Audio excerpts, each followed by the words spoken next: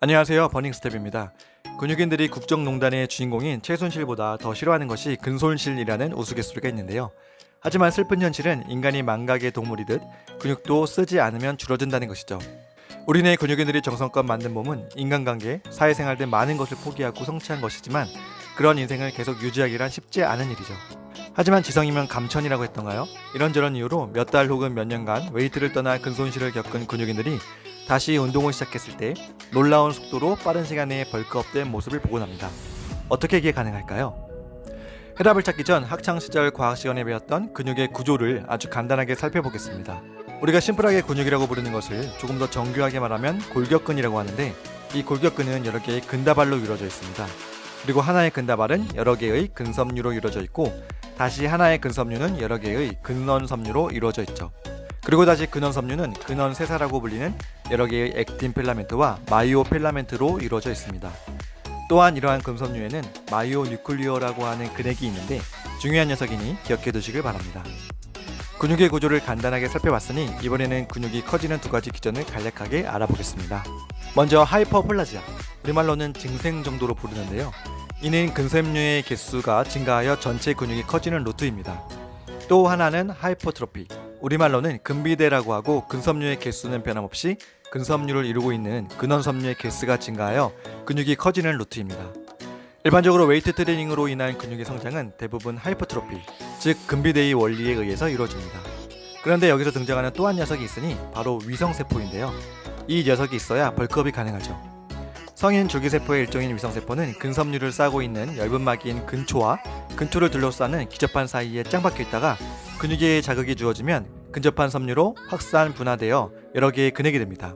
그런데 이 증가된 근액은 마이오뉴클리어 도메인이라고 하는 각자 자기가 담당하는 근형질의 영역이 있기 때문에 근액이 많을수록 커버할 수 있는 영역이 많아져 근섬유의 사이즈를 크게 할 수 있습니다. 그래서 우리가 헬릴 때 웨이트 트레이닝을 통해 근육이 커졌다면 근육이 커진 만큼 근액의 개수가 많아지는 것이죠. 자, 그럼 지금부터 소설을 한번 써보겠습니다. 근성장의 모든 것을 걸어 결국 몸짱이 된 근육남이 있습니다. 그런데 자신보다 근육을 더 사랑하는 것에 치욕을 느낀 여친이 근육남을 떠났습니다. 충격을 받은 근육남은 웨이트에 대한 동기를 잃어버리고 말았네요. 이제부터 운동 중단, 즉 디트레이닝에 들어갑니다. 2년 뒤 가복 같던 근육은 신기루처럼 사라져버리고 왜소해진 몸으로 살아가고 있습니다. 하지만 어느 날 나타난 썸녀는 일명 운동녀입니다. 그리고 벌크업된 남자를 좋아한답니다. 근육남은 웨이트에 대한 동기가 다시 타오르고 결국 운동을 시작합니다. 네, 리트레이닝이죠. 그런데 신기합니다. 예전에 몸짱이 되기 위해 투자했던 시간은 5년. 그런데 리트레이닝을 통해 예전 몸으로 돌아가는 데는 2년밖에 걸리지 않았습니다. 비슷한 노력을 쏟았는데 이렇게 빨리 회복된 이유는 무엇일까요? 네, 정답은 근액에 있습니다. 오랜 시간 디트레이닝을 통해 근원섬유의 수가 천천히 감소해서 근육의 크기는 줄어들었지만 근핵의 수는 거의 줄어들지 않은 것이죠. 즉 근육이 커지기 위해서 필요한 첫 단계로 위성세포가 분화하여 근액이 되는 과정을 생략하면서 시간을 단축시킨 겁니다. 왜냐? 이미 근액이 충분히 많으니까요. 이러한 골격근의 특성을 학계에서는 머슬 메모리라고 부릅니다. 다만 예전 수준을 넘어서는 근비대를 일으키려면 추가적인 근액이 필요하기 때문에 이때부터는 이전만큼 스피디한 벌크업은 무리가 있죠. 그러면 한 번 생성된 근액은 평생 없어지지 않는 것일까요? 일반적으로 사람의 경우 근액은 최소 15년 이상이 유지된다고 합니다. 이 정도면 정말 오랫동안 유지되는 거죠. 나이가 들면 사코페니아라고 해서 근육이 감소되는 현상이 나타나는데 이는 면역, 당뇨, 낙상 등 건강상 문제를 일으키기 때문에 어르신들은 반드시 근력 운동을 해야 합니다. 하지만 문제는 나이가 들면 근액이 쉽게 생성되지 않는다는 것이죠. 따라서 젊었을 때 근력 운동을 충분히 하여 근액수를 늘려놓는 것, 즉 머슬 메모리를 높이는 것이 나이가 들어서 쉽게 근력을 획득할 수 있는 방법이기도 합니다. 하지만 혼란스럽게도 머슬 메모리라는 것도 아직까지는 하나의 가설인 듯합니다. 원래 초기 연구에서는 트레이닝을 통해 늘어난 근액이 디트레이닝을 하게 되면 근육의 크기가 줄어드는 만큼 근액의 수도 줄어들고 리트레이닝을 하게 되면 다시 늘어난다고 알려졌습니다. 그러다가 머슬 메모리라는 개념을 주장하는 연구가 등장한 것이죠. 하지만 최근 연구는 다시 초기의 가설에 손을 들어주고 있는 분위기입니다. 즉 근육의 크기와 근액이 비례하여 증가 감소한다는 것이죠. 하지만 머슬 메모리와 마찬가지로 리트레이닝 시 근력이나 근육의 크기가 빨리 또는 더 많이 성장한다는 것은 일치했습니다. 그러면 최근 연구들이 주장하는 리트레이닝 효과의 원인은 무엇일까요?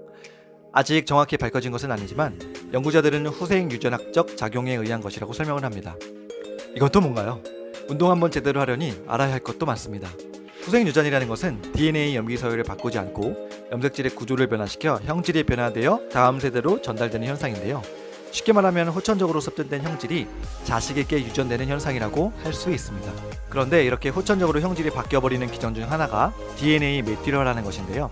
메틸화란 메틸기를 DNA 염기서열의 시토신이라는 염기에 부착하는 것을 말합니다. 그러면 해당 유전자의 발현이 억제되죠. 반대로 메틸화가 이루어지지 않으면 해당 유전자가 발현되는데 이러한 상태를 저메틸화라고 합니다. 연구자들은 근육을 형성하는 다양한 유전자들을 연구했는데요. 그 결과 초기 웨이트 트레이닝으로 근육이 커질 때 근육 내 다양한 유전자들이 저메틸화를 보였다고 합니다. 그리고 디트레이닝 시는 메틸화 정도가 조금 올라갔다가 리트레이닝 시 초기 트레이닝 때보다 더 낮은 메틸화를 보였습니다. 연구자들은 이것을 에피제네릭 메모리라고 명명하였습니다. 번역하면 후생 유전 기억 정도로 말할 수 있겠습니다. 즉 우리가 트레이닝을 하면 우리의 몸의 저 메틸화를 통해 형질 변화를 일으켜 근육 형성에 더 탁월한 몸으로 바뀐다는 것이죠. 그래서 리트레이닝 시 더 빨리 더 크게 근육을 생성할 수 있다는 것입니다. 이렇듯 원인에 있어서는 이러쿵저러쿵 말들이 많습니다만 결과적으로 리트레이닝이 개이득이라는 것은 분명해 보입니다. 그러면 디트레이닝 시 시간에 따라 근육의 크기나 근력이 얼마나 감소되는지 그리고 리트레이닝으로 원상 복귀되는 시간은 또 얼마나 걸리는지 알 수 있을까요? 2018년 영국에서 진행된 한 연구에서는 20대 남성 7명을 대상으로 7주간 하체 위주의 웨이트 트레이닝을 지킨 후 7주간의 휴식 그리고 다시 7주간의 같은 형태의 트레이닝을 실시했는데요. 그 결과 초기 트레이닝 후 하체의 체질량은 베이스, 즉 트레이닝 전보다 6.5% 증가했습니다. 하지만 7주간의 휴식은 4.6%의 재질량 감소를 가져와 트레이닝 전과 통계적으로 차이 없는 수준으로 떨어졌습니다. 그리고 다시 7주간 리트레이닝을 실시했더니 베이스 상태보다 12.4%, 디트레이닝 휴식기보다 10.2%, 심지어 초기 트레이닝 때보다 5.9%의 상승을 보였습니다. 하지만 사람마다 특성이 다르고 연구마다 운동 방법 등 실험 세팅이 다르기 때문에 이 연구 결과를 일반화할 수는 없고요. 그냥 참고로만 보는 게 좋을 것 같습니다. 오늘 이렇게 웨이트 트레이닝과 디트레이닝 그리고 리트레이닝 시 나타나는 머슬 메모리, 에피제네릭 메모리 현상에 대해서 알아보았습니다. 도움이 되었다면 구독, 좋아요 부탁드리고요. 다음 시간에 더 좋은 내용으로 찾아뵙겠습니다. 시청해주셔서 감사합니다.